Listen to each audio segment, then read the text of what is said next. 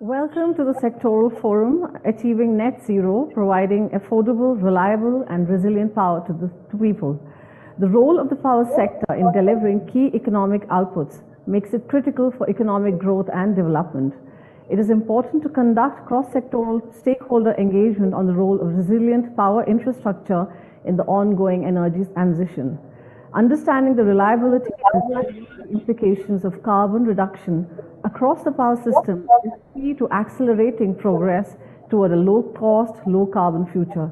This power-packed session, pun intended, will focus on the key aspects of global effort on decarbonization, contributing to affordability, reliability, and resilience in the power sector. Our moderator for this session is Professor Mark Howells. He is jointly appointed at Loughborough University, I hope I pronounced that right, University and Imperial College London. He was previously at the Royal Institute of Technology in Sweden, and he's currently leading the Climate Compatible Growth Program. He's the program director in the UK. Over to Mark, Professor Howells. Thank you so very much, and we are absolutely delighted to be able to bring this session and set up this conversation. And they're going to be kicked off by the Honourable Minister, Mr. R.K. Singh, Honourable Minister of Power, New and Renewable Energy in India.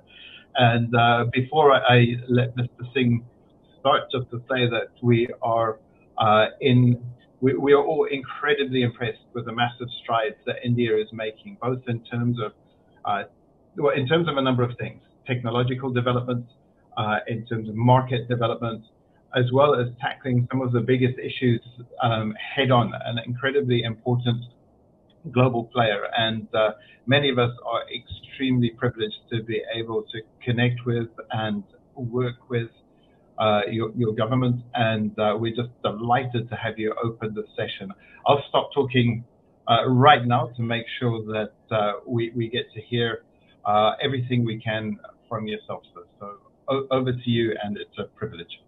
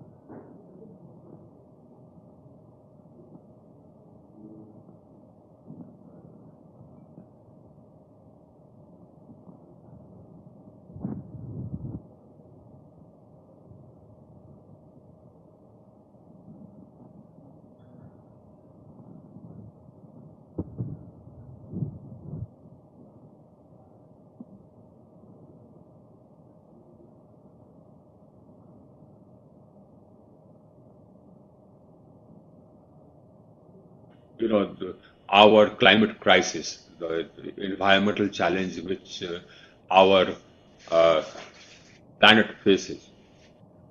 That is because a bulk of our emissions arise from energy use, and the bulk of our energy use is through electricity, actually power. And gradually, around the world, more and more, a higher percentage of our energy consumption is in the form of electricity. So energy transition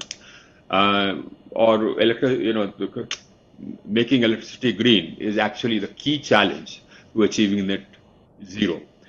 The strategy which we are following to achieve net zero is precisely that. We have a twofold strategy.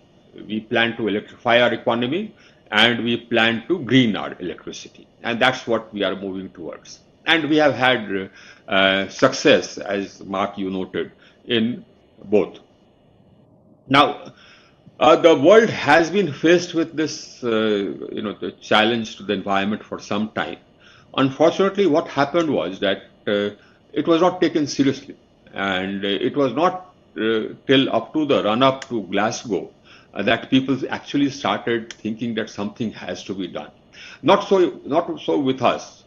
Not so with our country. Actually, our country has long had, it's a cultural issue.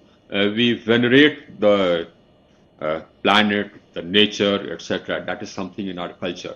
So we started on this journey long time back. In fact, the Ministry of New and Renewable Energy was established in 1993, as way back. 1993, there was a separate ministry was created for handling new and renewable energy. Our Prime Minister, he bought solar, when it was selling at 18 rupees. Today it is 1 rupee 99 paise. So our journey in energy transition started early, and we have our commitment to leaving behind a healthier planet is absolute. Despite the fact that our per capita emissions are 1/3 of the world average. World average, mind you, not the European average or American average. It's the world average, which includes Africa. And per capita emissions, 1/3 of the world average means really, really low per capita emissions. But despite that, we have emerged as the only major economy whose actions are consonant with a sub 2 degree rise in global temperature. Now, what we have done is that in 2015. Our Prime Minister in COP21, with reference to COP21 in Paris, pledged that by 2030, 40% of our established capacity for power generation will come from non-fossil fuel sources. Now, you'll be happy to hear that we achieved this target a full 9 years in advance. We achieved this target in November 21. And in November 21, 41% of our power generation capacity was non-fossil fuel. We have today about 163,000 megawatts of non-fossil fuel capacity, 163,000 megawatts of non-fossil fuel capacity. Our solar capacity has gone up by almost 20 times. Our government came to office in 2014. Our solar capacity has gone up to 20 times. Our wind capacity has also gone up in multiples of 5 times. Overall, our renewable energy capacity has gone up about 5 times. Now, so this has been one of the fastest rates of growth of renewable energy capacity in the world. Barring none. I don't think that in any other country, maybe I don't know about China, but barring China, we have the fastest rate of growth of renewable energy capacity in the world. We achieved, as I said, we achieved our NDC target in 9 years in advance. Similarly, for emissions reduction, we are very close. We are very close to achieving the target which we had set for 2030. That is reduction of the emissions intensity of our economy by 33% by 2030. So that also we shall be achieving, maybe I think in a couple of years from now. So in both these we have upped our ambitions. Insofar as capacity is concerned, non-fossil fuel capacity, we have upped our ambitions to 500 gigawatts in all. That means 500,000 megawatts. So that will be about 65% of our established capacity by 2030 from non-fossil fuel sources. And the emissions intensity, which we had planned to reduce by 33% compared to 2005 levels, by 2030, that we have up to 45%. And both these targets we shall achieve.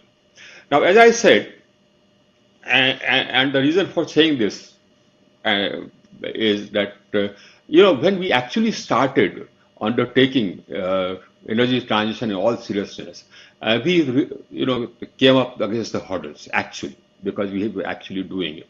Now, if other countries, let's say developed countries, have started on the path to energy transition earlier, then perhaps these hurdles would have been realized earlier, and steps would have been taken by the developed countries at least to reduce these hurdles. But that had not happened. I'll tell you the hurdles.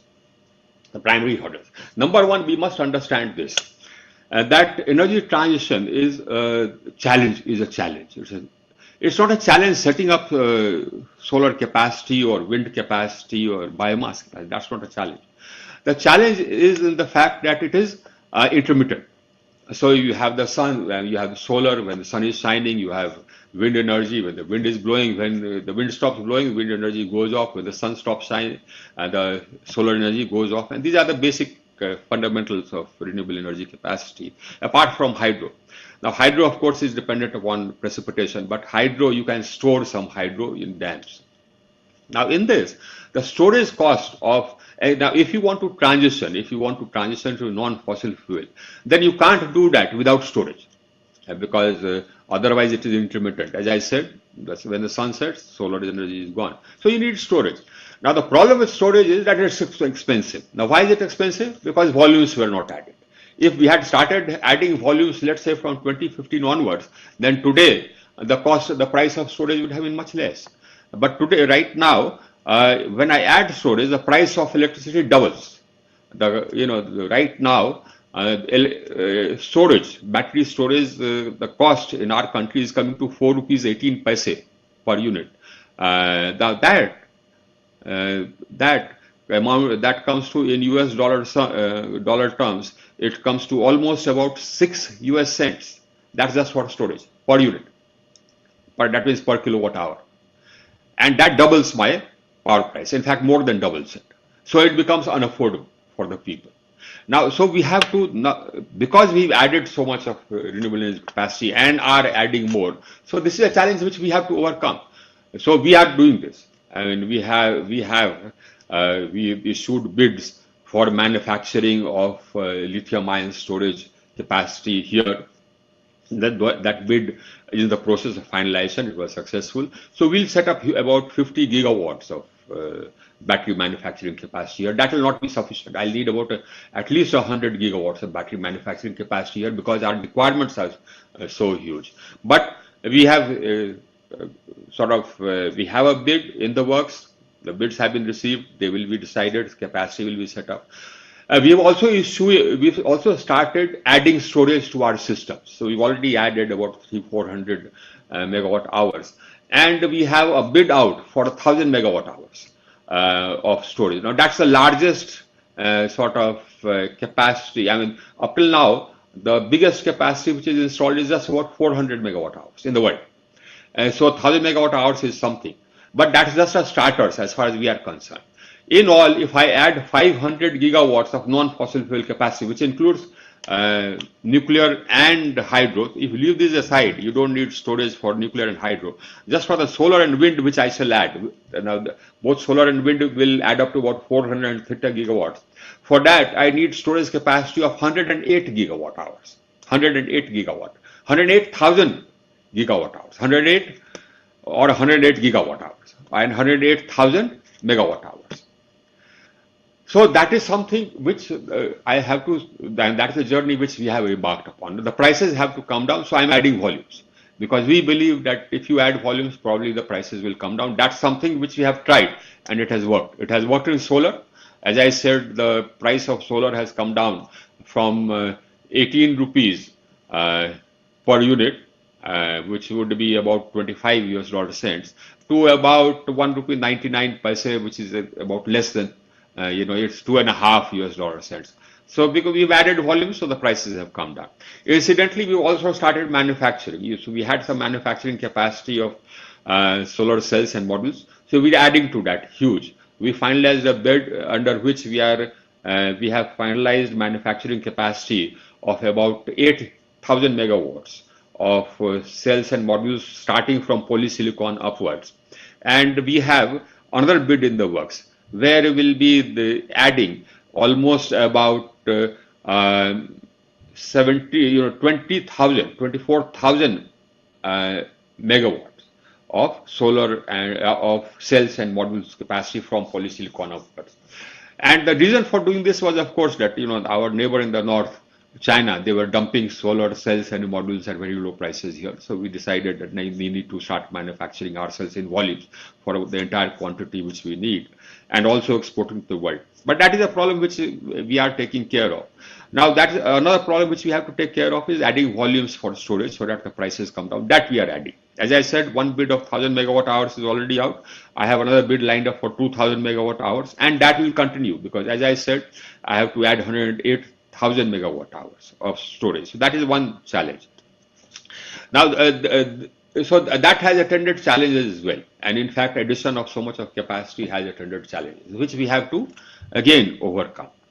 One attendant challenge, of course, is the availability of the raw material, that is lithium. The other challenge is recycling of battery which is spent. The battery typically will have a life cycle of about 9 to 10 years. So thereafter you have to recycle the lithium. So we have to have that recycling capacity. Because unless you recycle, again, you will be adding to the huge waste and therefore harming the environment. So recycling of lithium is again a challenge before the world, and it's there before us because we've reached there now. And what we want actually is the developed world also to reach there, so that they are faced with similar challenges which actually are going to confront the world when you talk about energy transition.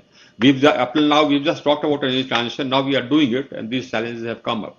In fact, recycling of solar cells and modules, again, that is something which we have to work on, that waste and how to recycle it. And of course, efficiencies. Right now, the solar cell efficiency is typically about 20-21%. But that has to go up. We have not reached the the top of the curve insofar as efficiencies are concerned. So that has to go up. So that is still on an upward trajectory, and a lot of investment has to go into research. Then another option for storage is, of course, pumped hydro. So I have scouted around the country for all our pumped hydro sites. We have identified pumped hydro sites.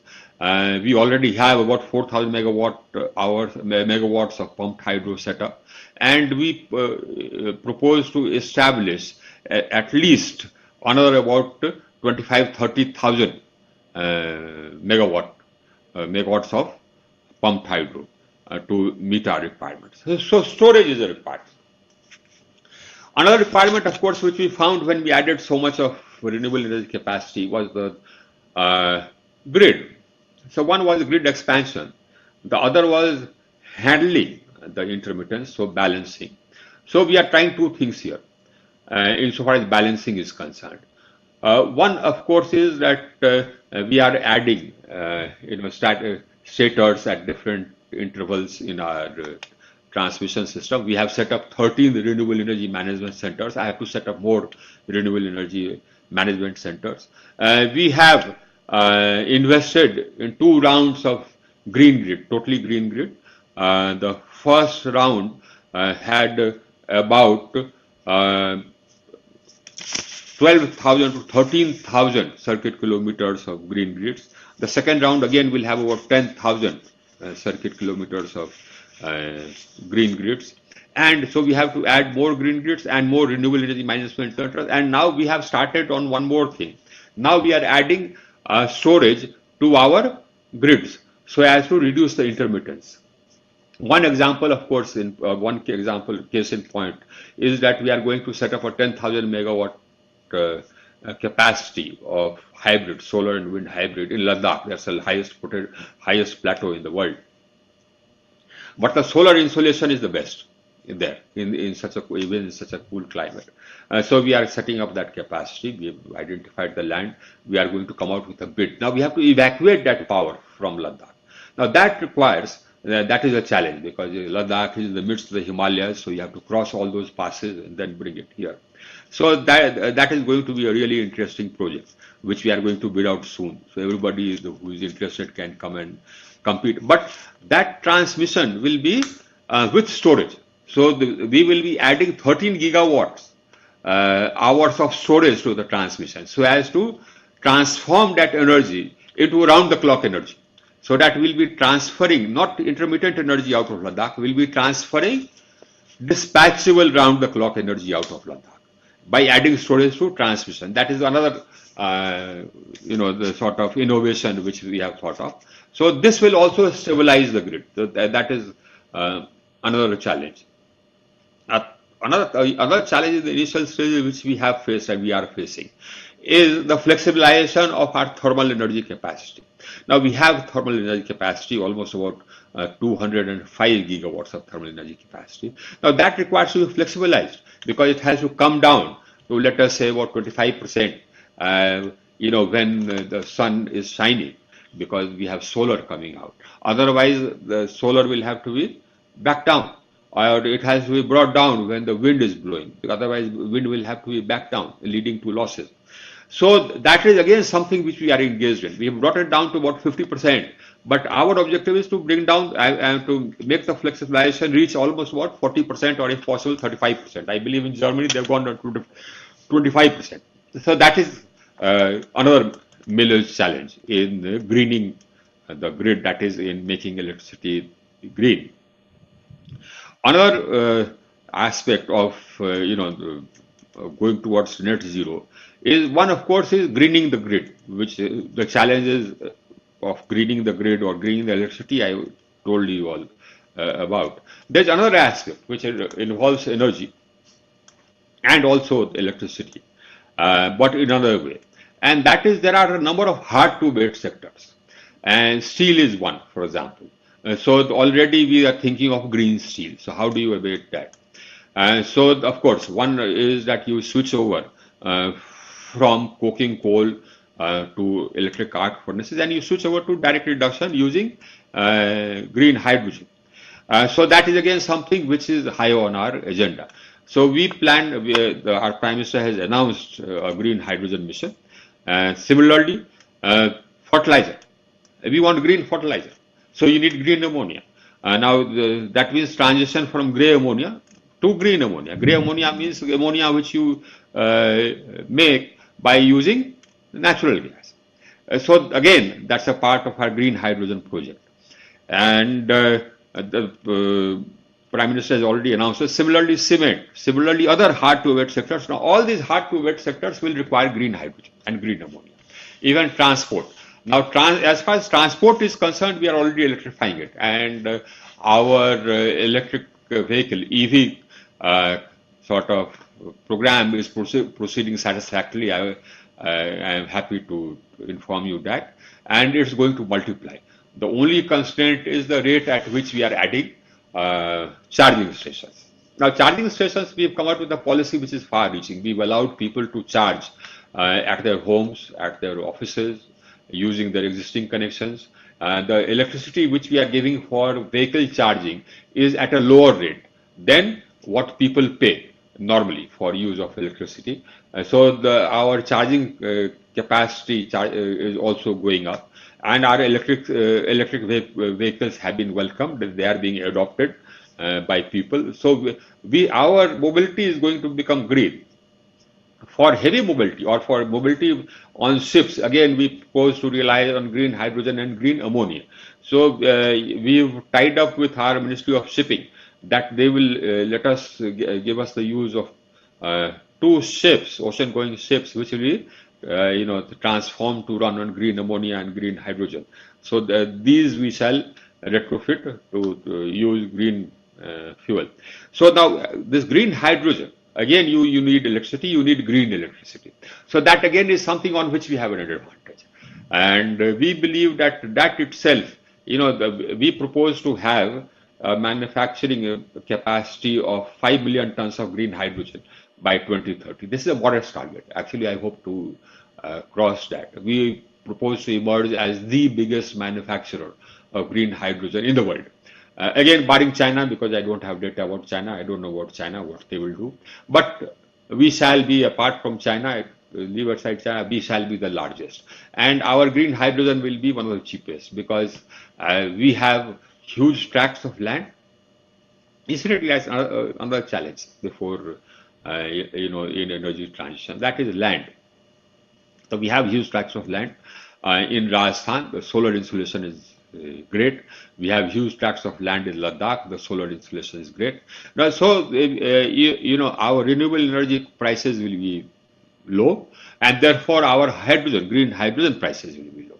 And as I said, we are absolutely, totally committed to energy transition, to reducing our per capita emissions to below what it is today. That is 1/3 of the world average. We, I think, want to go down to maybe 1/5 of the world average or something like that. That's the type of ambition which our Prime Minister has. And that way, in fact, we propose to go to net zero. And we shall continue leading the world insofar as the rate of energy transition is concerned. We are already the fastest. We have emerged as the most attractive destination for investment in renewables in the world. And we shall continue to be so, because this is a huge quantities of bids which we are going to come out with. Right now, I have 163 gigawatts of installed non-fossil fuel capacity. If you add the capacity which is under construction, that is another 89 gigawatts. Now if you add 89 to 163, now that goes up to 250 odd gigawatts. And I have another 18 gigawatts on wind. So we are already at 270 gigawatts. So I have to add another 230 gigawatts, which I think we shall do hopefully before 2030. But that's huge. That's huge. Another strand in our harmony is going to be offshore wind. So I propose to add about 60 gigawatts of offshore wind. So we have consulted the industry, and that's the international offshore wind industry, and we'll come out with our initial bids shortly, which will be for about 3 gigawatts. Now the first 3 gigawatts will again require viability gap funding. Now, insofar as the world is concerned, so while we can afford the money for, let's say, a higher price for storage, we'll give viability gap funding. We can afford to, give viability gap funding for our offshore wind, etc. But what about the rest of the world? What about the developing world? They can't afford it. Countries in Africa can't afford it. So that $100 billion, which the developed world talked about providing for energy transition, that is required, and that is required for all these developing countries in Africa. Unless you do that, energy transition won't happen. It will happen in India, we can afford it, but it won't happen in Africa.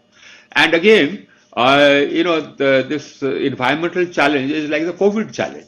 You can't sort of say that I will control COVID in my country and then the rest, then it will be all right. No. In order to, come to an end of COVID, you have to control COVID all over the world.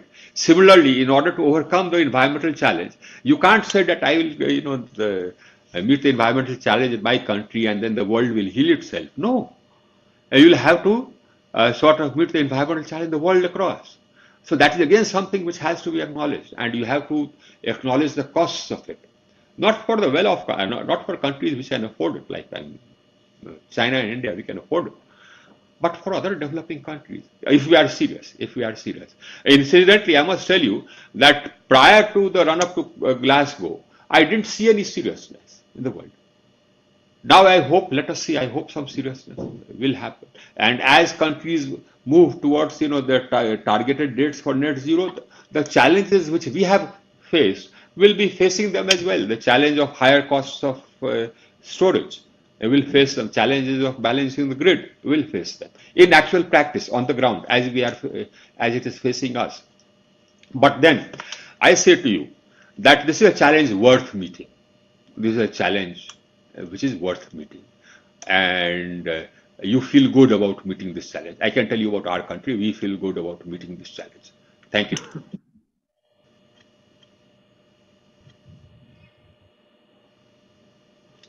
Thank you.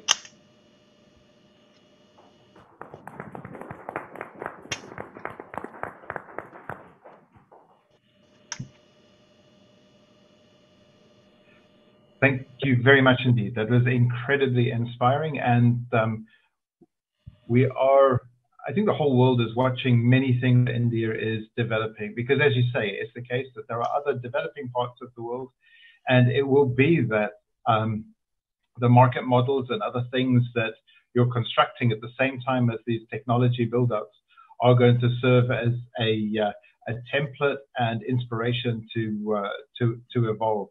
So I think there are going to be a lot of people that are deeply in a debt of gratitude to the efforts that you're taking on. And I'm half South African, and so I smile a little bit every time there's a developing country that is leading the way, from which developed countries are going to learn a number of lessons. So thank you very, very much, sir. Pleasure. We will move on to the session, other speakers in the session very quickly. I'll just ask the speakers to keep to time. We'll restructure things a little bit. If the organizers would be so kind as to put my slides up. And what I'll do is I'll introduce each of the speakers now and the flow, and then we'll go through those and move to the discussion. So if somebody could put my slides up, that would be very handy. If not, then let me just outline the session. So first off, just thank you so much for setting the scene.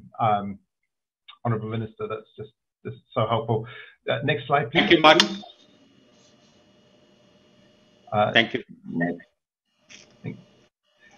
Next slide, please.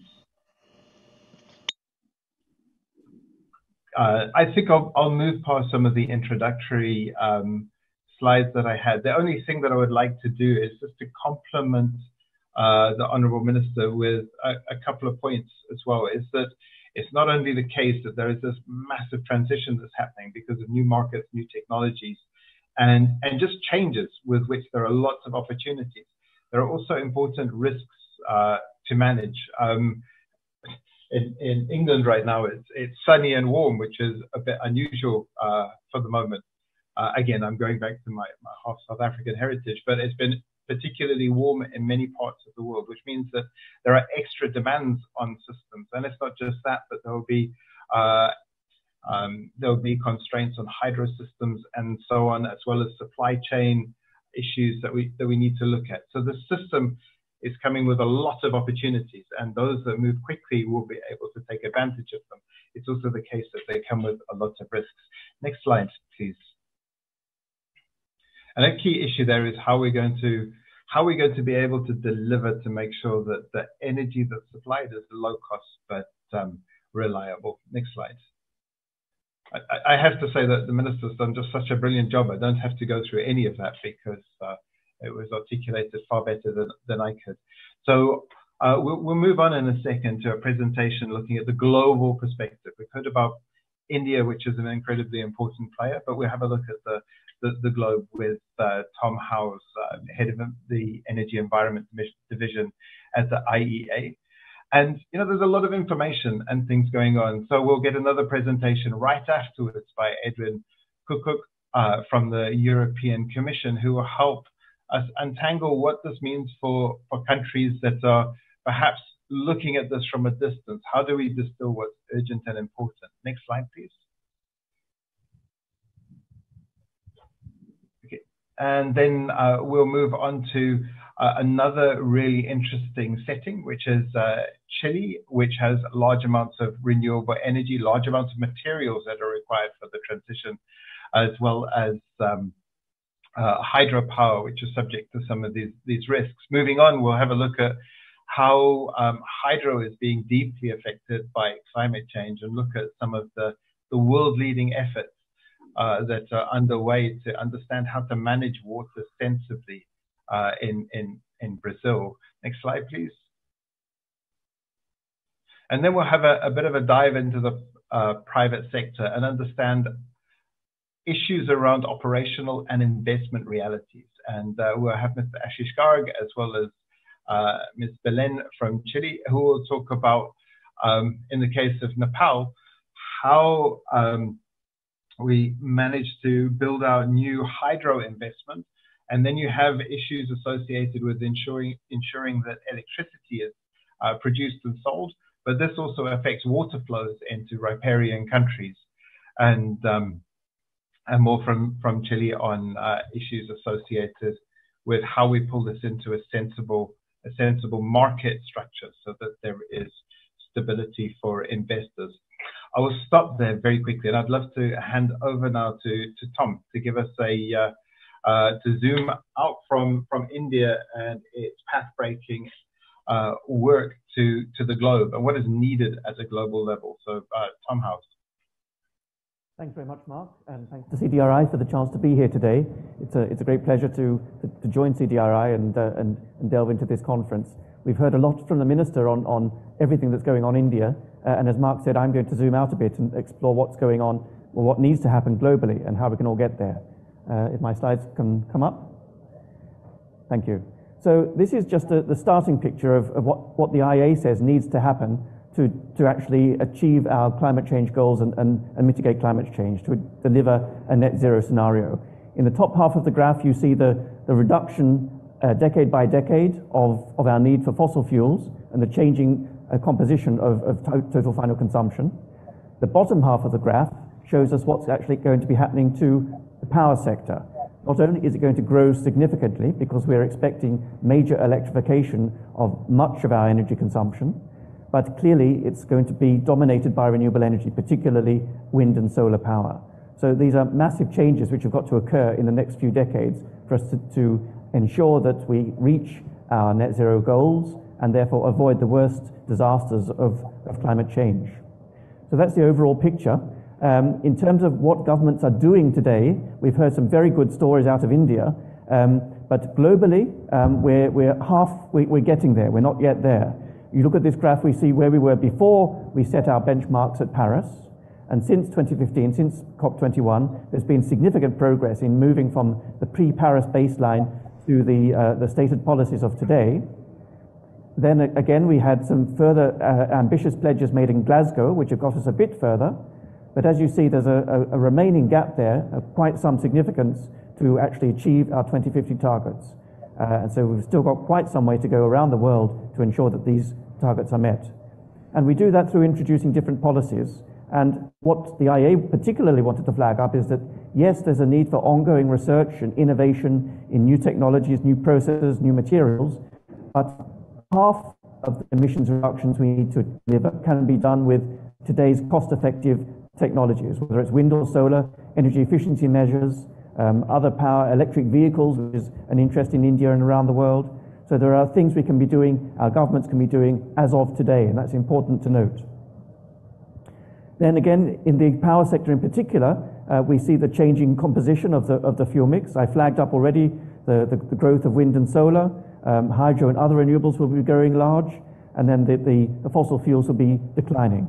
So that's the ambitious picture of what's actually going to be happening in the power sector. And that changing technology mix brings with it, as Mark said, a change in the risks and the profiles, the structures, the market structures, the grid structures we need to actually manage a power sector that is reliable and resilient. So this change requires a reflection on what we need to do to adapt our systems and deal with the changing risks of a decarbonized power sector. I also wanted to flag up the investment issue. We'll be talking a bit about that later, about the split between public and private financing and investment of the whole energy transition. And this is, again, something that will be changing over the next decades. We need to come forward with new ideas about innovative financial arrangements with which to entice the private sector into investing in clean technologies as the structure changes from debt to equity and from public to private. There's a lot of instruments that need to be developed there. So changes in different parts of government need to address all sorts of different aspects of the energy transition. This is also flagging up a significant difference around the world. When the IEA has looked at the costs of capital and the role capital plays in investment in different countries around the world, you see a very significant gap between the cost of capital in market economies in the OECD compared to various developing economies. So that's a particular issue that the developed world, the OECD world, and the multilateral development banks and others will have to concentrate on to help bridge that gap to ensure that the developing world can develop as rapidly as the OECD world. Turning to climate change and the need for resilience in the energy sector, I wanted to flag up some of the work that the IEA has been doing in terms of assessing the different nature of the different risks that we're starting to feel today, whether we're talking about the heat wave that's in Delhi at the moment or droughts in Latin America. The changing nature of the climate is becoming a real threat to our energy systems. So it's important that governments start acknowledging this, reflecting on this, and ensuring that whether they're looking at the generation, the transmission and distribution, or the demand side, that these aspects are brought into consideration, brought into the planning processes of generators and the system operators and so on. That's an important point to adapt our planning processes, the way our energy system runs. Another point to flag up, focusing particularly on the way different extreme weather events affect different parts of our energy system. Whether it's the fossil fuel side of things, it's LNG plants or refineries, these can be exposed to certain risks. We flag up the different exposure to cyclones here. Coastal flooding can affect, again, the different types of infrastructure in a different manner.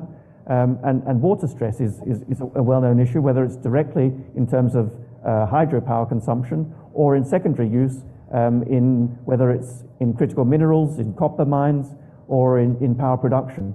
The changing nature of our climate and our meteorology is again something that we've got to take on board and start factoring in even more rigorously into our planning regimes. This is just a global look, just to see what the picture is, looking at some of these extreme weather events and where they'll be affecting different countries around the world.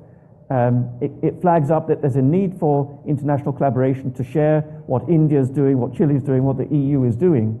We need to know what we're doing, what best practice is, but we've also got to recognize that each country is different with different circumstances, so our policies, the measures, the instruments we use all have to be adapted to local and national circumstances and respond to the different nature of the different risks in those different countries. I'd also just flag up a piece of work. We did a case study looking at hydropower in Latin America and looking at the long-term as the climate science stands at the moment, what's going to happen to countries, for instance, in Latin America, where there's a strong dependence on hydropower, and what we can expect there. Perhaps unsurprisingly, given our knowledge thus far of expectations of extreme weather events, we do anticipate a decline in the average availability of hydropower capacity over the coming decades. And again, this isn't something that we necessarily plan for. We don't think necessarily 50, 100 years in advance, but knowing that we should be anticipating such climate changes, we need to factor this into our planning regimes and build it into the resilience and our adaptation as we cope with the impact of climate change. I just wanted to flag up some of the work the IEA is starting to do in the world of climate resilience and looking at the energy sector, and what we're doing with our member countries and associate countries like India to walk through with them what the different steps are in terms of looking at adaptation and risk assessment and resilience in the energy sector, examining what the climate risks are, bringing together the meteorological work with the knowledge of the energy sector, looking at what the core elements of climate planning and energy planning are as they stand today, and how they need to change to start reflecting some of these more long-term and dramatic changes, and then bringing that together with the different stakeholders, the utilities, the system operators, and putting that into real implementation in terms of actual measures. So there's a whole process that some governments have already well started, others are starting, but it's something which we can all learn from each other to share and collaborate to see who's doing what to deal with the different circumstances, what measures are working, what practices are good, and what's not working quite so well. International exchange is always good. So on that note, I just wanted to flag up that the IEA is working in this area. We've produced various reports so far. We're a great source of energy data in all sorts of ways, and bringing this to our member governments and others to use in the analysis that we need to ensure that what we're doing is making the energies, bringing change to the energy sector, ensuring the clean energy transition, but doing it in a way that ensures that it's reliable and affordable for the next generations.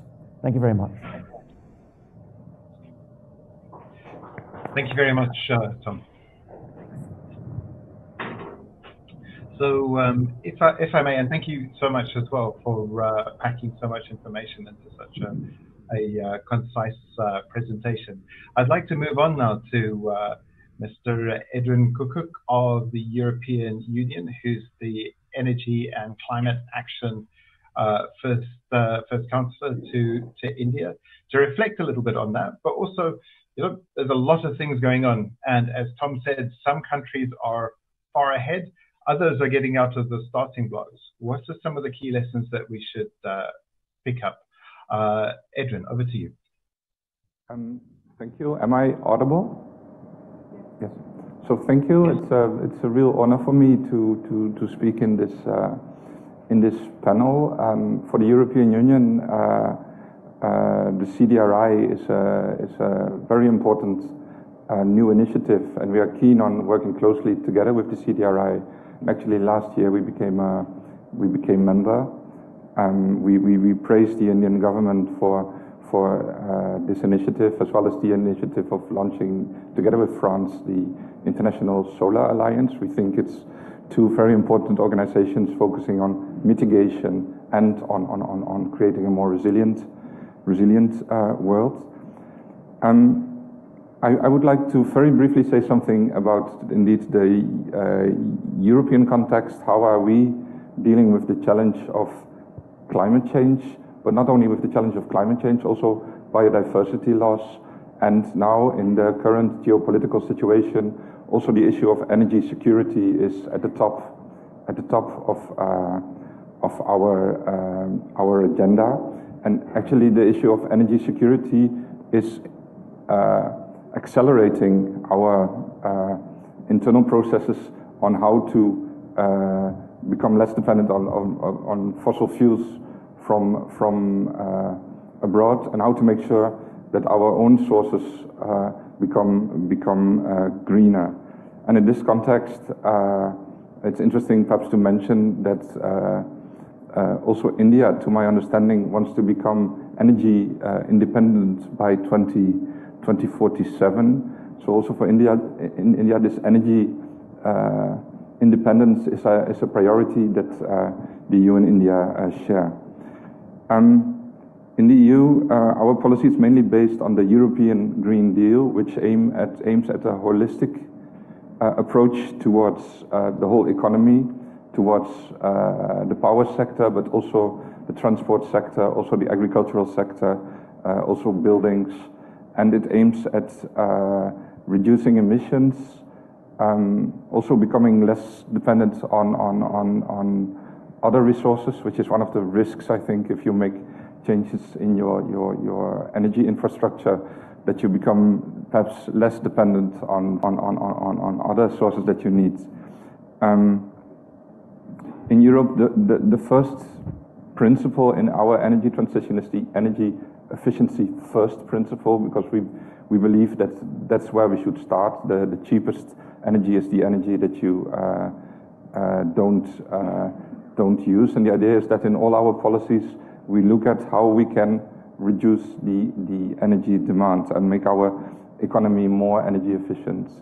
Then the next step, and that's what everybody is doing, is trying to electrify our economy, and this electricity should come from clean sources, mainly solar and wind, and in Europe also offshore wind is a very important source. So it was interesting to hear the Honourable Minister talking about the objective to have offshore wind in India. For this electrification, again, there are some risks also mentioned before. It's important to make sure that your economies are properly connected, so that when you have a surplus in one part of your area, you can export it to another area where there is not enough electricity. You need storage, and you need to diversify your energy mix. In Europe, this discussion is slightly broader than just storage. So we believe it's storage, interconnection, and diversification of your energy mix. And we also believe that for this interconnection, it's really important that you have a good regulatory framework and a market system. Just connecting is not enough. You also need to be able to import or export the electricity, which requires all kind of additional discussion and work between governments. So that's electrification. Then we know that we cannot electrify the whole economy. So we have the hard to abate industry. We have heavy vehicles, and there hydrogen is the key word, the need of the town, as they say, the need of the day, as they say in India, and also biofuels. Also in the area of hydrogen, we are very keen on working together with the government of India. Actually, the President of the European Commission was here on the 24th and 25th of April, and in all her meetings, including with the Honourable Prime Minister, she mentioned the need to work together on meeting both the European and Indian ambitious renewable energy targets, but also to work together in the area of hydrogen. Perhaps one last phrase, because I think I don't have more time. But about the urgency, we believe that the most urgent thing is to plan, to plan and to be able to plan. So to also make sure that you have the right data and the right information to be able to plan, to model. Because in the coming years there will be enormous investments in the energy infrastructure, and it's now that you need to know where to invest and at what moment. And if you get it wrong, then you invest then you risk to have stranded assets. So it's actually very urgent to plan and to get the information right on the basis of which you can plan. I think that's a crucial part of what governments need, and for that also the IEA, I think, has a very important role. Thank you. Thank you very much, Mr. Foucault. So we'll move on next to Chile. I just wanted to pick out one point in the last intervention, which is just the importance of data and planning, and just underline the important role that efforts like this and organizations like the IEA and others play in helping to develop clear, transparent information that can be picked up quickly in different parts of the world. And so now moving to Latin America, we're very privileged to have Ms. Isabella Villanueva, who is a climate change analyst in the Ministry of Energy in Chile. So Isabella, over to yourself. You have 10 minutes. Thank you. Thanks, Mark. I think it's working, my audio? Yeah. Well, thanks. Hola a todas y todos. Thank you very much for the invitation, and I'm very happy to be here and talk about what we are doing in Chile to face the climate crisis that we believe is one of the greatest challenge that for our generation and the future one. So I will tell you what are we doing to tackle down climate crisis and why. As you know, probably really clear, our goal is to limit our raising of the temperature in 1.5 Celsius degrees. Now we are in 1.2, something like that. And the science gives us a really clear mandate. We must drastically decreasing our emission of greenhouse gases. So is that simple? Of course, it's not. In Chile, we have a really huge challenge as the Ministry of Energy and as energy sector, because 77% of the GHG emissions is or are part of the energy sector. So that is a huge challenge, and it's a huge responsibility too for us in the Ministry of Energy. So what is or which is our proposals from this corner of the country, from Chile? Well, after a huge work in an interministerial collaboration and over 200 simulation, we have a plan for a carbon neutrality, and we set a goal for be a carbon neutral country by 2050. So this is our pathway to that. You can see in this chart, and you can see different measures and how each measure will be supporting this goal to carbon neutrality. Different measures, efficiency, green hydrogen, which is really important to us as a Ministry of Energy, but as a country too. A coal phase out, because we have an agreement and a public-private agreement to turn off our coal power plants by 2040. But of course, we are working to we want that before. So that is what we are doing today in Chile, and how we are trying to to be part of the solution of this problem, because as we know, the responsibilities are common in the climate crisis, but we have different too. So even though Chile is 0.25% of the global emissions, we must be part of the solution, and that solution must be in the line of climate action. So that is what we are doing. And here we have a challenge that I want to tell you and to talk a little bit that we have, because here in this chart you can see our expected power generation by technology, and you can see at the bottom of the chart how coal is decreasing and going down, and how our renewable energy are increasing and going up. But in the center or in the bottom, in blue tones, you can see our hydro generation, and why this is a challenge to us, because in Chile we have been living for the last 10 or 12 years what we call a mega drought.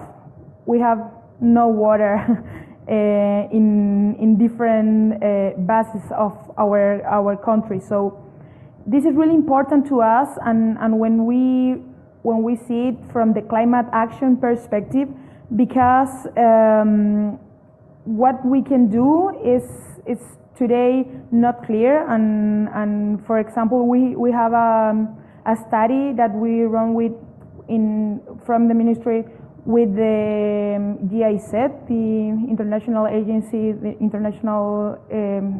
German Agency for International Cooperation, and these studies show us that 20% of the resources will go down, and this implies that 10% of the hydro generation will go down. So we have a challenge in that.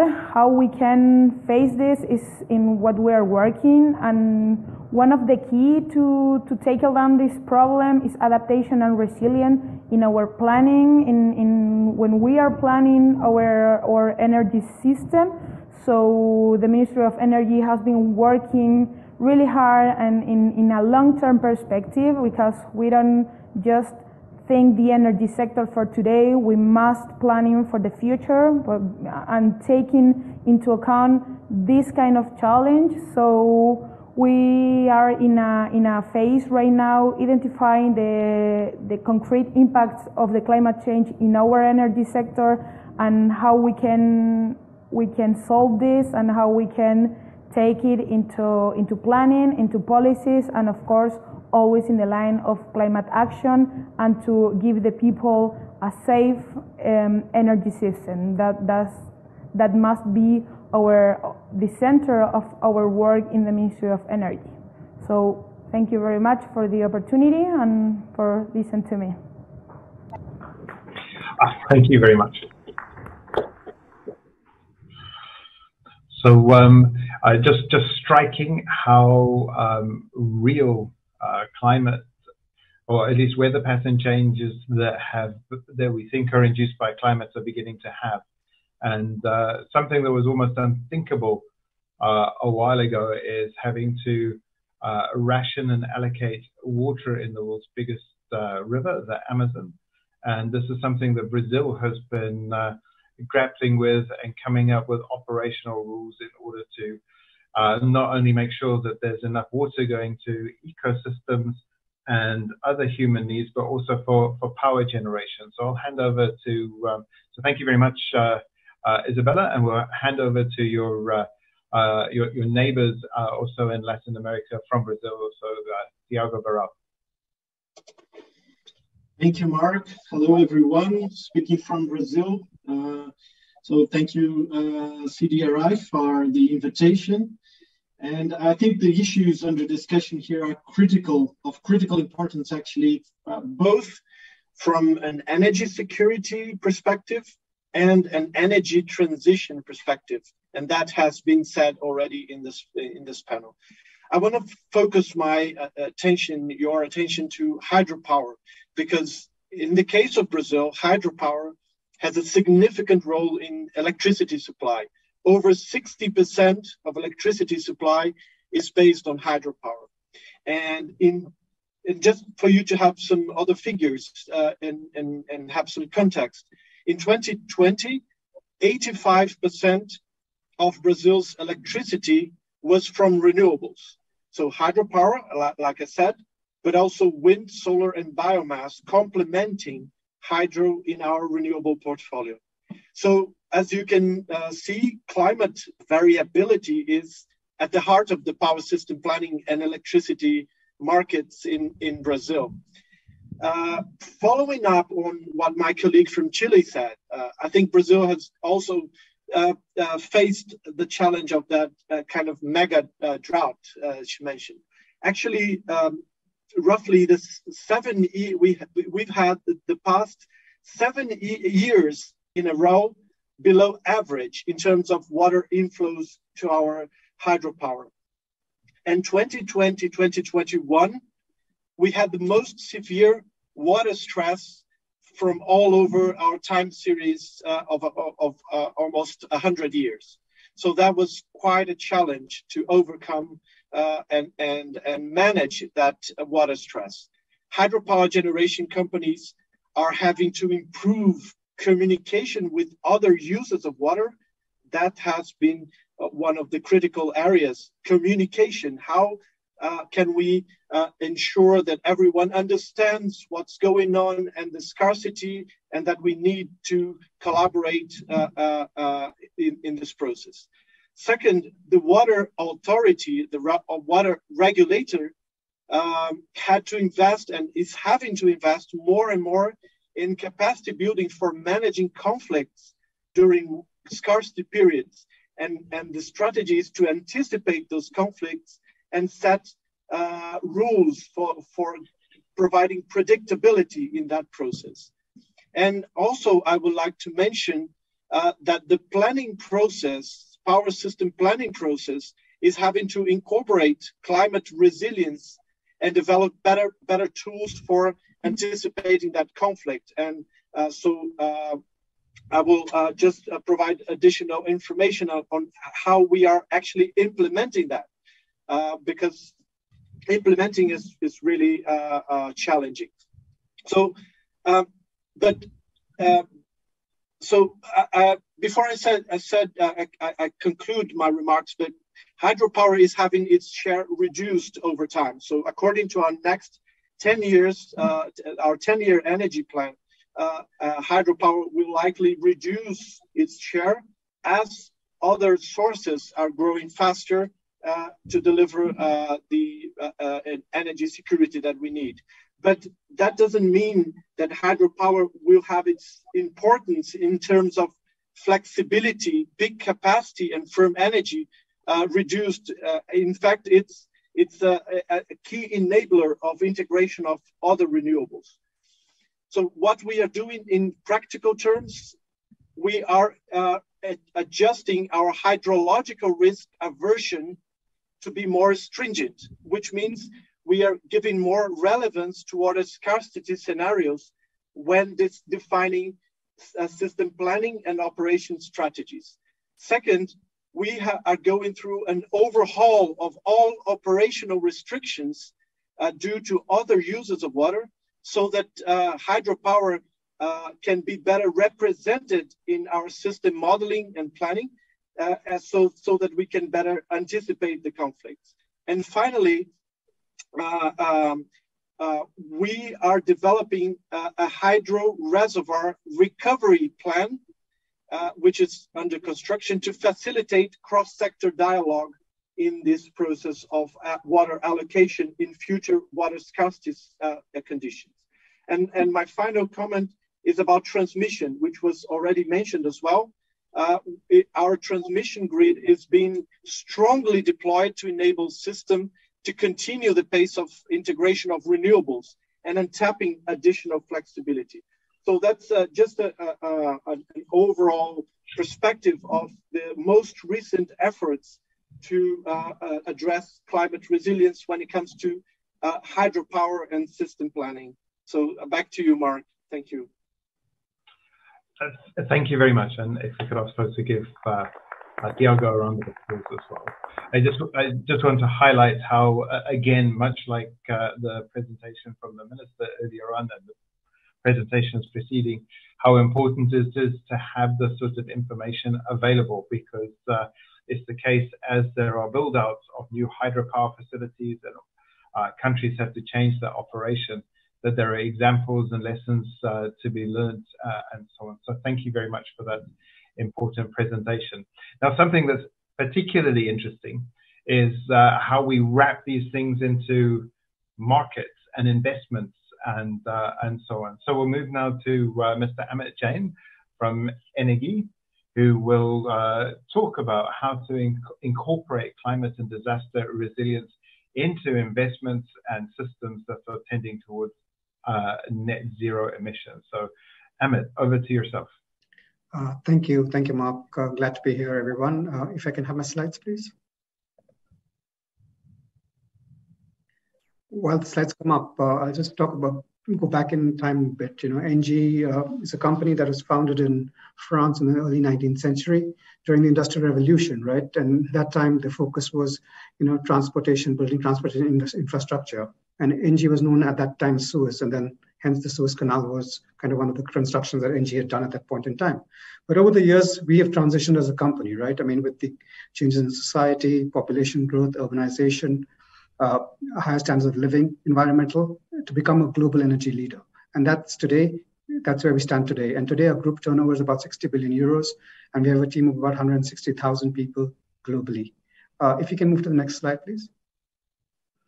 And what we've done is we've to simplify our organization, right? That's one of the key features that we focus on today, to kind of capture this growth in decarbonization on reaching a net zero target. One is, of course, accelerate the investments in renewables.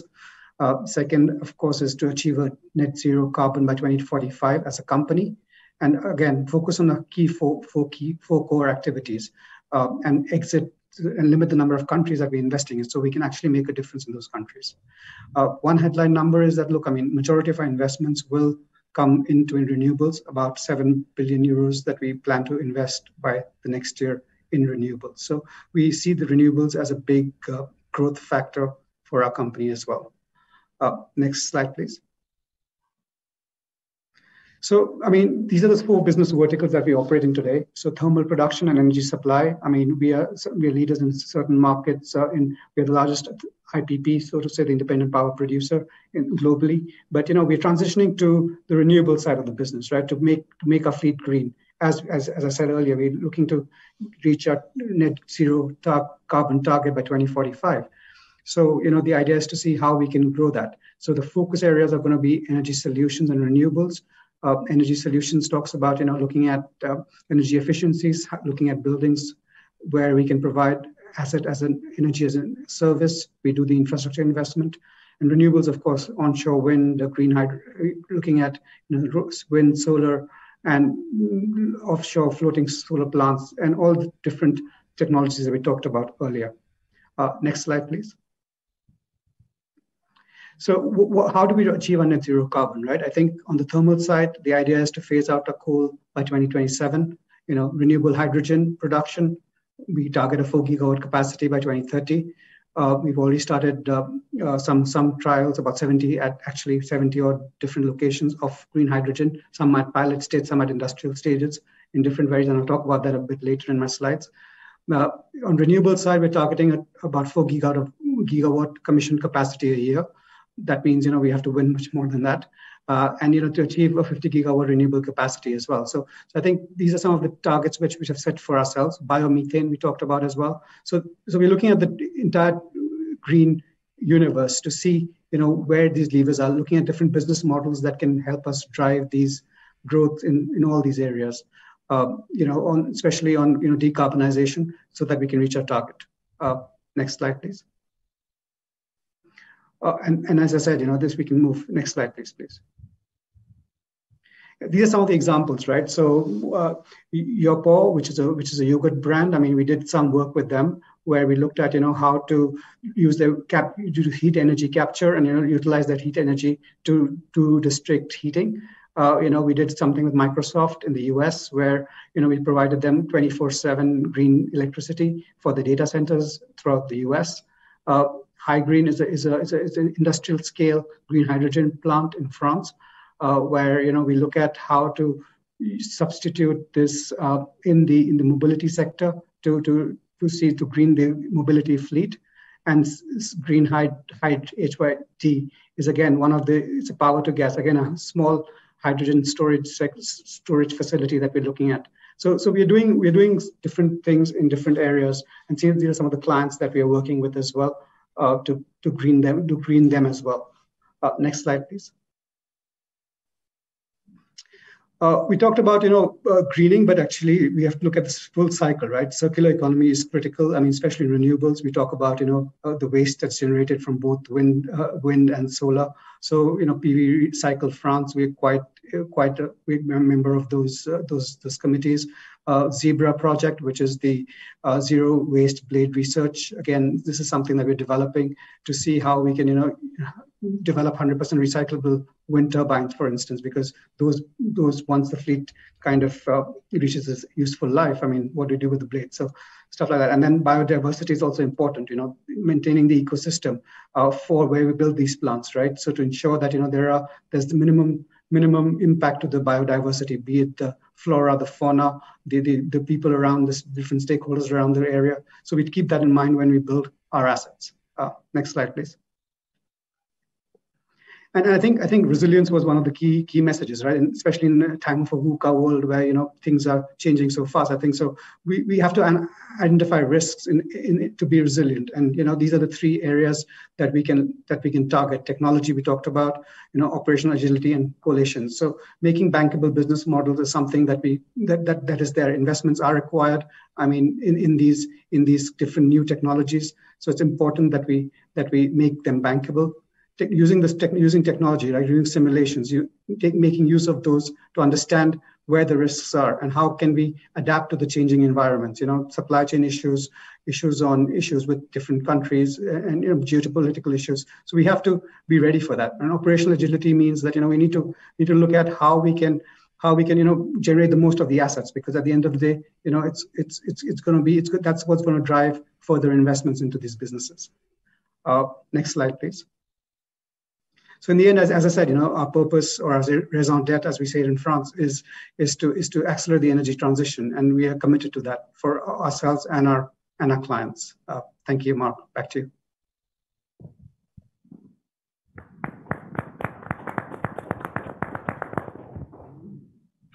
Thank you very much, Amit. It's incredibly useful to see how businesses are moving to be able to simplify the space and restructure things in a manner that is relevant and makes a sound business.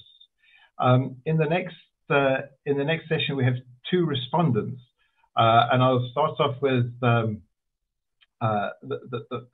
first, which is Mr. Ashish Garg. Now, Mr. Ashish Garg is the director of the Power Exchange in Nepal. And one of the things that is particularly interesting in this space is that Nepal is not only in a position where it can start to generate more electricity from hydro, which, as we heard, helps with just low carbon generation, but the integration of renewables, as well as there being this close interaction with the weather. But that generation also has implications for downstream releases of water. I just got a message that Ashish could not make it, so that's a bit of a pity. But I do want to just flag and note that this integration that was spoken of by Thiago is just incredibly valuable and important, and the idea that perhaps we need to look at water and energy and hydro-rich systems through at least an integrated lens. So I'd like to hand over to Ms. Belen from the Markets Division back at the Chilean Embassy, and to ask her to reflect a little bit and help us wrap this up a bit. It's very important that we get our markets right. We've got the technological developments, we have all of these new supply chains, and all kinds of interesting initiatives. We have investors that are ready, but it's going to be important to structure our markets in a manner that is sensible. So if I could hand over to Ms. Belen, and looking forward to hearing your reflections. Thank you. Working? Yeah. Thank you, Mark. Thank you, everyone, for being here. I'm very pleased for this opportunity to share our experience. Yes, as Isabella said before, we, as Chile, we are a lone country with different realities. And as have been said before, different realities require different solutions. So we can't implement a national solution based on one specific technology if we have desert on the north and then strong wind in the south. So what have we been doing at the moment is to abstract what we need. So we study fossil fuels and hydrogen energy. That was our base in the past. And we abstract what we wanted from them and what they gave us that made our grids safe. And we call that flexibility. And that flexibility to have a performance that brings safety to our network was what we saved from that. And now that we define that on abstract concepts, we include it on our regulation. So on our regulation, at the moment, we are working on two lines. One is to promote renewable source and increase the investment on that line. But also the other line is to, as we have a transition in the energy, we also need a transition on the markets. So we need to give price signals that pay for what we need, that pay flexibility. And that's the part where government works together with companies, where we need to see what they can offer. Companies offer something, we see how can we offer a mechanism to pay for that. And also we are in between with community, so we can't create a mechanism that just pays to companies and don't respect society. So that's the challenge to have a solution that makes happy or brings fair to all the different realities across the country. And what we have been seeing is that instead of having now just hydropower or fossil fuels power, we have now, for example, new offers, concentrate solar power in the north, in the desert area, and then companies that used to be in the south of the country full of water are moving to have solar panels. They want to bring flexibility to the system, so what they are doing is to see signal markets to include storage systems so that they can offer a huge box of energy 24 hours, 7 days at the week. And now they are again in the market. They are not affected by the dry season. Now they are looking for the new realities in the new places, and they are offering new things for this market that is evolving. And that's what we are looking for. We are looking for to work together with companies and society so that we can offer a solution that is sustainable in the time, that brings the right signals, that evolve, that is not static. We know that what we offer today as a price, as a tariff for clients, will change in the future because the climate is going to change in the future, and we need to adjust to that new reality. And that's what we offer. That's what we are looking for. Flexibility, not just in the technical concept, also flexibility to our regulation. Thank you.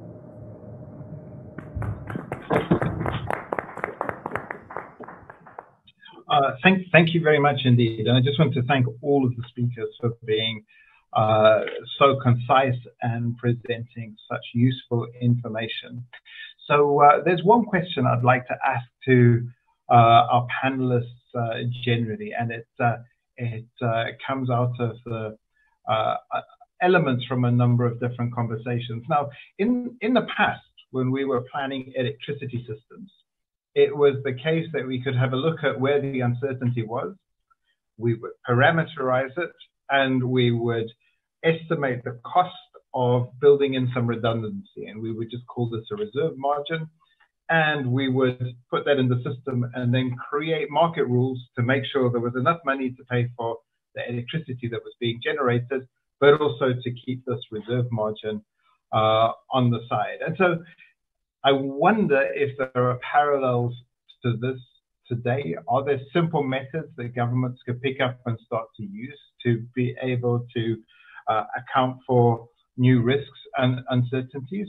Or should they go further? What should that evolution be? And if I could just ask each speaker what they feel might be the one or two steps that would be important for governments to start thinking about.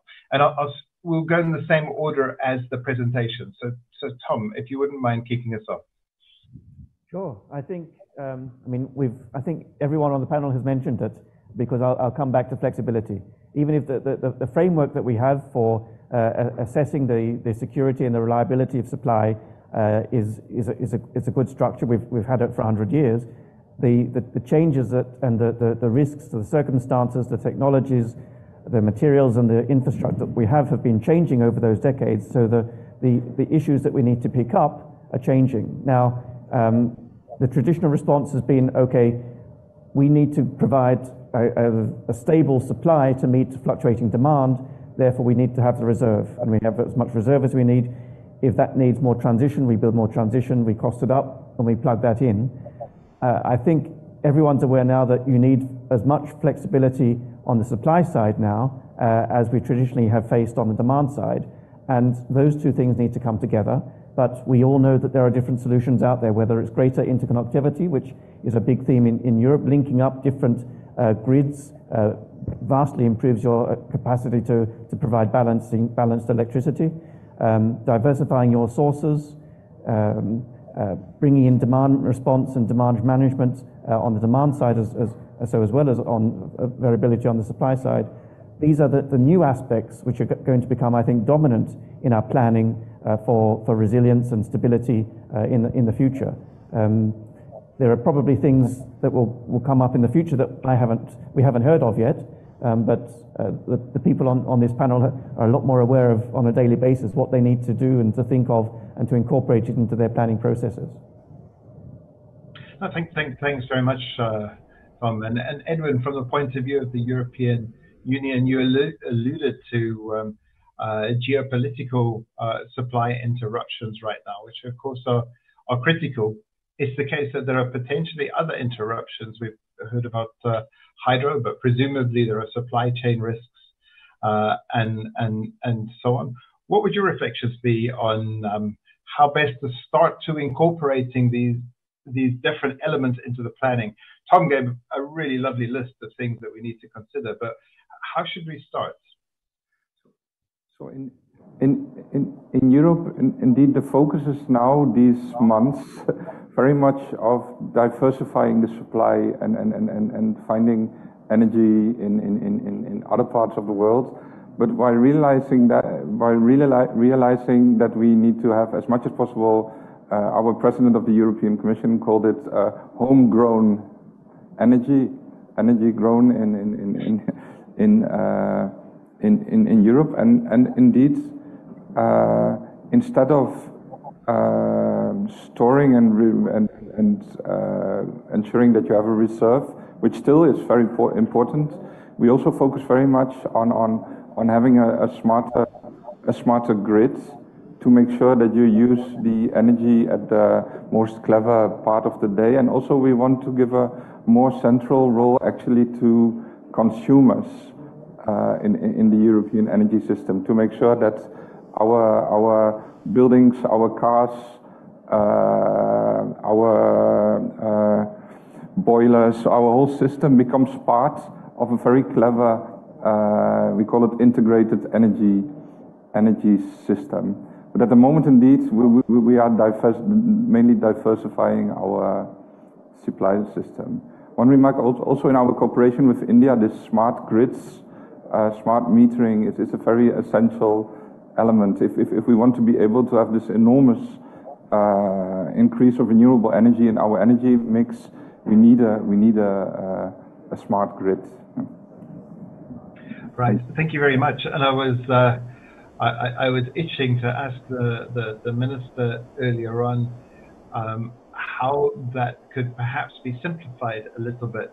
India's doing this amazing work, and he mentioned at least 3 anchor loads that could be more easily integrated with variable supply than others. And those include things like water pumping, because it's much cheaper to store water than it is to store electricity, for the charging of electric vehicles, which can be scheduled when we don't have a high demand.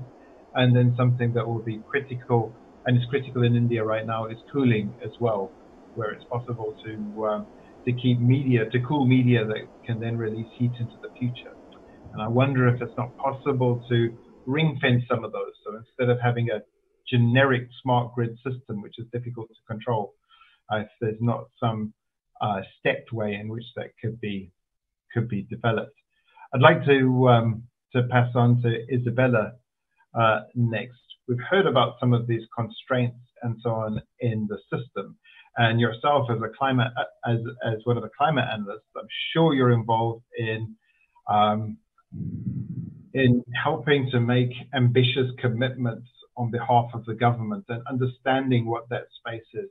Perhaps you could tell us a little bit about how you're incorporating some of these operational realities into commitments that can be made. I think lots of governments are very keen to be able to embrace these changes and move to net zero into the future, but they're very nervous about these realities in the background, and we can't brush them over. How do we deal with them? So, Isabella. Yeah, well, thanks for the question. I think that something we must the discussion is how we going to afford the different needs that we have related to climate action, to climate crisis, to adaptation, resilience, etc. So someone must invest in that. And I believe we need collaboration for that. We need private sector, but we need public sector too, and we need the society in general. Because to our adaptation to climate crisis, our resilience process is not for free, and we must know that. But we must take into account too that how or which are the costs of non-action. That is part of the discussion.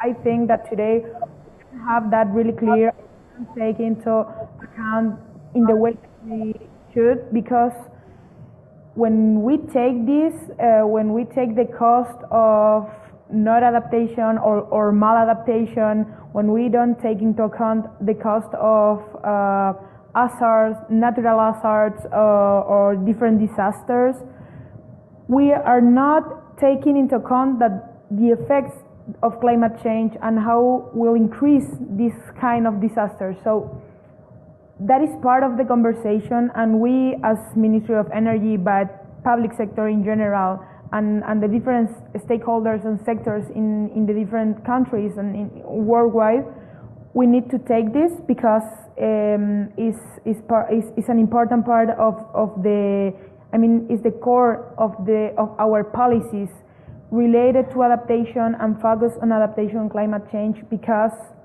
the cost of inaction are truly high, not just in a way or of infrastructure or inefficiency way, but in our lives, because the energy sector is about, it's not just about this infrastructure or efficiency. It's about lives. It's about well-being of humans, and we must take that into consideration, because must be the center of our transition, because without a just transition, it is just an empty transition, and we cannot just tackle down climate crisis and continue degrading our environment. I mean, that is a multidimensional crisis, and to afford this, we must consider all these factors.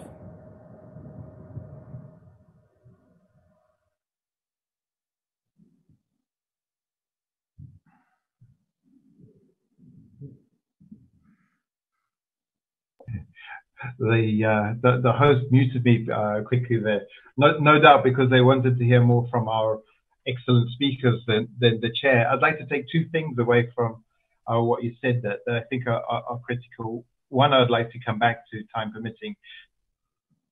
We need to be able to involve stakeholders sensibly. This is a new space, and to understand where that solution space is. But I'm really struck by your points about it's important for governments to be able to plan the cost and understand the cost of inaction. I wonder where Brazil would be right now if it was not for the proactive work that's being done in the Amazon. Recent work by MIT and the World Bank looking at Zimbabwe's nationally determined contributions showed that they were very ambitious and so on, but they were far from climate proof. And were they to come across a continuation of recent historic climate would effectively retard 30% of economic activity from that country, simply because the cost of climate and potential inaction had not been built into to some of that planning. But Iago, I'd like to turn to you. How would you go about thinking with respect to changing reserves in the system? And in your case, you mentioned reserves of water as well as power, and perhaps to pick up on Tom's point around reserves of flexibility too. Well, that's a great question. Obviously, I won't have time to go through all that I would like to go. But well, first of all, being hydro-based system, we have always had probabilistic approach to system planning and operation from the very beginning. So so that was the mindset, and that is the driver for electricity pricing, for market design. So actually what we are going through is a transition from a hydro-dominated market and system to a more diverse system, which means that we need additional indicators to assess energy security, supply adequacy, peak capacity, firm energy, flexibility, and that is the kind of reform that we are going through. I have mentioned risk aversion criteria that has been reassessed to become more stringent with regard to hydrological, water scarcity scenarios. But I just wanted to take the time to mention two things. First of all, we must address climate change, climate resilience, both from a system perspective, and that's most of what I have mentioned before, and I think a lot of people have said in this panel, but also from a project perspective. So these two perspectives are of critical importance, and they will have impact in system planning, market design, cost, financing. So if one project is considering climate resilience, it might not be as competitive for example, in an auction as one that is not considering, but the costs will maybe revealed in the future. So that is the balance that we have to search for. It's very hard to attribute probabilities to climate scenarios. You all know that. It's very hard to attribute probabilities, but that's not an excuse not to exercise that climate resilience. So what we are doing is, in our plans, we bring some what-if scenarios. What if water availability is reduced by 25% in this particular region? What operational costs, how would we change our strategy? And that is very important to raise awareness at first, but also to provide some information for policymakers and investors to reduce regrets, so that they can try to have this feeling of what may happen if they don't consider the costs of water scarcity, of other disasters that climate change is increasing probability. So I'll stop here, but I think that is something that is at the top of the agenda today in Brazil in the power sector. No, thank you very much. And I think we could have another session just on that, including the trade-off between project level and system level resilience, because presumably some projects may be able to buy resilience from other parts of the system, which would make for a very interesting market. Amit, I'd like to come back to you. One of the things you said in your very impressive presentation was simplification. And I guess that's going to be very important. So how do we simplify these messages to governments, to investors, and to operators? Thanks, Mark. I think, I mean, just to see, I mean, look, I mean, the whole universe has to be looked at in totality, right? We have to look at the generation, the supply, and the consumer, right? We cannot fix one and not fix the other. So we have to look at the entire ecosystem for that perspective, right? So in terms of the reserve planning and looking at, you know, reserve planning was good when there was thermal base load or gas base load, right? To have this N-1 kind of reserve capacity. Today, the generation is intermittent, right? So we are seeing curves where, you know, there's a curve for parabolic curve for the solar generation. The wind curve is quite dynamic. So it changes depending on the generation of each country, right? Hydro curve is quite different as well, depending on seasonality. So you know, the whole method of, you know, looking at putting an N-1 reservoir or, you know, a standard capacity in terms of transmission does not work today, right? I mean, we have to be more dynamic. It's just additional cost that we're building into the system where we can spend that cost in kind of, you know, building more capacities, looking at new technologies and investing there rather than building a solid grid. The grids, I think, far and large are quite strong because of this N-1 capacity. But I think what we need is, you know, having more dynamic, using technology to see how we can capture those you know, capacities that are unutilized in the grids at maybe a short-term or a day-ahead market that some of the countries are doing already, you know, or intraday markets as well, to see how we can capture that, because ultimately it's going back to the consumer's pocket, right? So I think with this inflationary trend, it's important that we do not overload the system or make it too conservative, but at the same time keep up with the technology that's changing. Thanks. Thank you so much, Amit. I'd like to end off with Ms. Belen before we wrap this up. So we've heard from Tom about lots of different interesting options that are there from others around the role of smart grids, the new things that we need to do with our planning. I was particularly struck by Thiago's idea of doing what-if scenarios, because those are really helpful in this space where there are just new uncertainties, as Amit points out. How would these be funded? So, you know, what kind of market structures should be put in place? Should these be things that are developed centrally, or should they be part of, you know, the investment portfolio of new project developers? Your thoughts would be very welcome, Ms. Belen. Yes, well, the funding is always a challenge, as we all know. So probably what I say now is going to change. What we think now is going to change. But what we think about how can we pay for these new scenarios and this uncertainty, like to put a price to these new scenarios, is what we are including in the flexibility law. Is because now we are saying as one of the aims of the system is to be resilient. So as we said that, we have to pay for that now. So that's what we did. So we demand this future from the energy, and now that we demand that from the energy, we need to pay for that. So that's what we did. We adjust regulation to what we want, and now that we are asking for that quality in the regulation, markets are going to be adjusted. So this is the part that we start like playing with private sector, because we start saying we want this, and now private company says, well, this costs this amount of money. And we say, well, when I say this, I really meant this other thing.